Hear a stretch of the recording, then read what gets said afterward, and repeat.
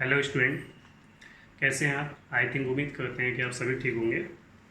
Now today I am going to start an introduction of this chapter, that's means behave of linear equation in two variables. Okay student, आप जानते हो so what is linear equations and also in two variables, but you know linear equation in one variable, that means this is the form of ax plus b equal to 0. I think 2x plus 5 equal to 0. इस तरह से variable equations होते थे, उसको आप बोलते थे one variable है। बट हमें क्या करना है, चैप्टर के अकॉर्डिंग टू वेरिएबल्स को देखना है। तो टू वेरिएबल केस में क्या होंगे, ax plus by plus c equal to 0. This is the form of the two variables. Okay, for examples कोई आते हैं तो आई थिंक कुछ इस तरह से आप कर सकते हो, 3x plus 2y plus 5 equal to 0। Okay, इस तरह से इक्वेशंस हमारे सेकंड ये जो इक्वेशंस है in the form of to variables. Okay, तो कभी कभी क्या होते हैं हमारे पास, तो यहाँ पे दिया टू वेरिएबल्स और ऊपर से दिया पेयर। ये तो लीनियर इक्वेशन टू वेरिएबल्स तो हो गया हमारे पास, बट पेयर्स की मीन्स मतलब एक तरह से पेयर के फॉर्म में, जैसे आप मार्केट में शॉपिंग करते हो सॉक्स की, शूज की या स्लीपर्स की, उसमें भी आपको डबल जोड़े होते हैं। तो उस तरह से हम इसको राइट कर सकते हैं कुछ इस फॉर्म में, ax plus by plus c equal to 0.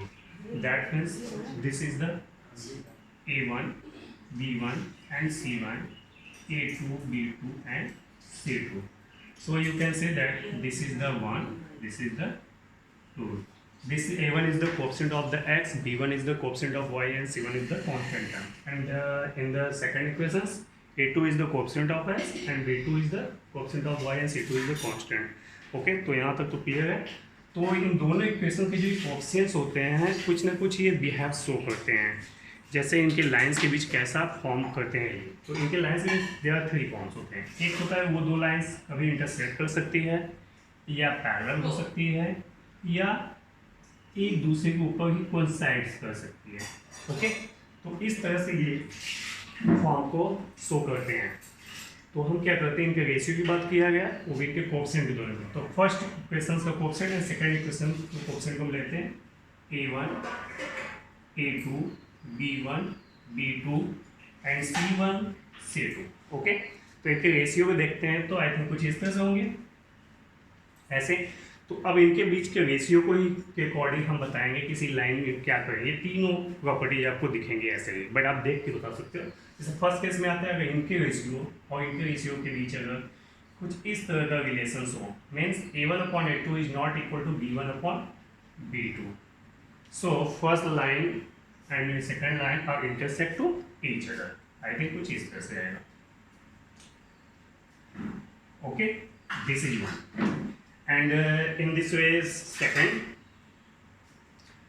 e1/e2 equal to b1/b2 is not equal to c1/c2। Student, अगर हम कहते हैं कि इन पहले और दूसरे के बीच रेशियो इक्वल हो और लास्ट के नॉट इक्वल हो, इस केस में हो सकते हैं क्या, parallel line like this. And third case में क्या होते हैं, when a1/a2 equal to b1/b2 equal to c1/c2।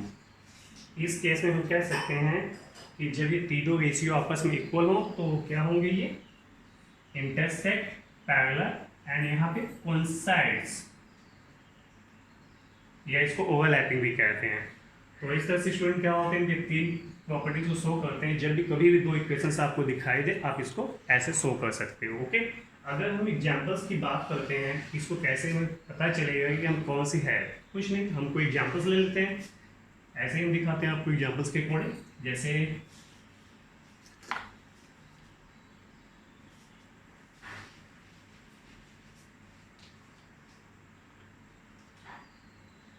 Three x 5y plus 6 equal to 0। This is the first.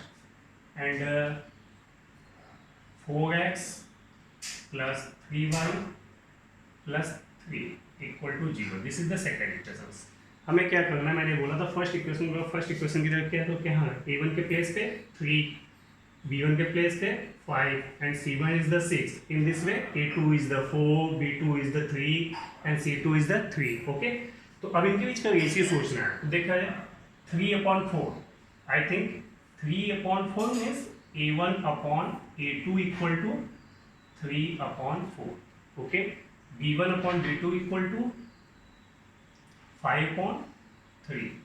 तो यहाँ पे आपको दिख गया है 3/4 5/3 के इक्वल नहीं है, तो आप कह सकते हो क्या, A1 upon A2 is not equal to B1 upon B2। तो ये क्या होगा, इस दोनों इक्वेशन क्या शो करेंगे, इंटरसेक्टिंग मैग्नेट्स होंगे, ओके, क्योंकि इनके रेशियो क्या होंगे, आपस में इक्वल। बस इतना ही आपको चेक करना है, इस पे ही आप कह सकते हो दोनों लाइन इंटरसेक्ट करेगी, ओके। बट हम सेकेंड केस की बात करते हैं, सेकेंड केस में कुछ ऐसा हो जाता तो इसको हम कैसे करते हैं, आई थिंक कुछ इस तरह से हम करते हैं इसको,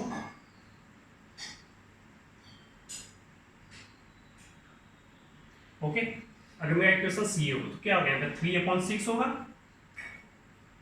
और यहाँ पे B1/B2 क्या हो जाएगा, 5/10। अगर आप इसको सॉल्व करते हो, this is the 1/2 and this is the also 1/2, okay. तो इस तरह से अगर देखा जाए तो ये जो होगा C1/C2 की तो जरूरत ही नहीं है, वैसे है जरूरत, नॉट इक्वल टू है, तो C1/C2 क्या होगा 6/3, मतलब ये तो 2 आएगा। तो देखो यहाँ पे 1/2 1/2 एंड 2, मतलब this are equal to each other and this is not equal, okay. तो आप कह सकते हो A1/A2 equal to B1/B2 is not equal to C1/C2, okay.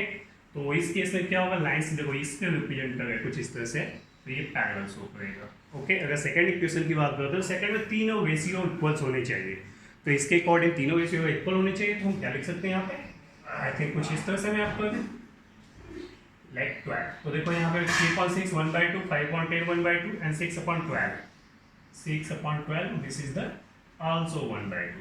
तो अगर ऐसा है तो तीनों रेशियो आपस इक्वल होने चाहिए, तो आई थिंक आप इसको ऐसा शो कर सकते हो। तो इस केस में क्या हो सकता है, कोइंसाइड करेंगे, ओके। सो स्टूडेंट, अगर इतनी चीज़ समझ में आई है तो आज के लिए इतना ही। कल हम इसके graphical representations, that's mean graphical method को बारे में डिस्कस करेंगे, ओके।